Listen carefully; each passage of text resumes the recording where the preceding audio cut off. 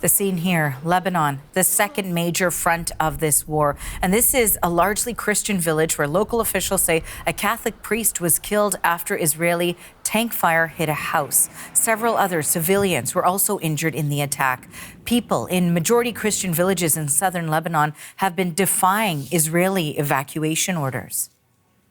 And we also know today Israel's military is warning residents to leave two southern Lebanese cities as they target infrastructure associated with Iran-backed militants. CBC News senior correspondent Susan Ormiston is live for us in Beirut, tracking all of those developments. So Susan, walk us through what's been happening there.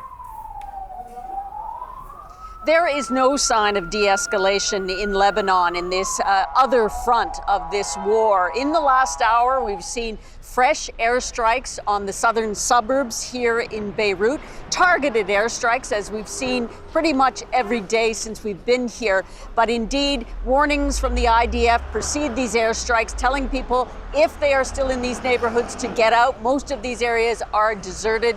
And then they strike. And there's a vantage point above Beirut where you can actually see the plumes of smoke from the explosions rising up. We also woke up this morning to fresh and urgent warnings from the IDF to evacuate large swaths of areas in southern Lebanon, particularly villages around the city of Tyre.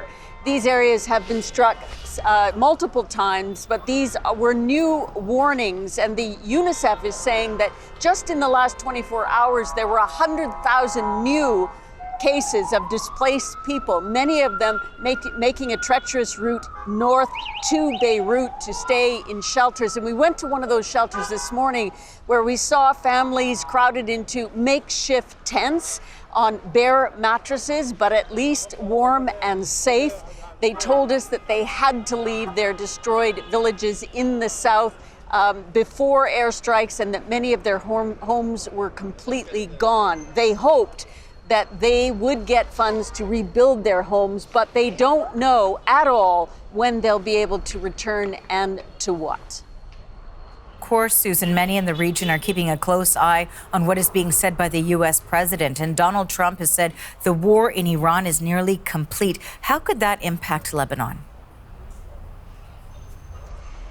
Well, the war is nearly complete doesn't really mean anything to this region, because this is indeed almost a separate war between Israel and Hezbollah. Again, renewed fighting here. Hezbollah is showing no signs of backing off or disarming in any way. And Israel has said it will continue to pound infrastructure and command headquarters for Hezbollah until they eliminate the threat to northern Israel. So no matter what the President of the United States says, it is not impacting in this region at all in terms of the severity of this war and the continuity of the airstrikes here in Lebanon, but also sending drones and missiles across the Israeli-Lebanese border into Israel. So no change on that front. There's a sense that Israel will continue here until it achieves at least some of its objectives. The president, the government of Lebanon is now calling on allies to provide a path for direct negotiations with Israel, but so far that hasn't gotten any takers for talks at this stage. Susan, thank you for this. That is Susan Ormiston in Beirut.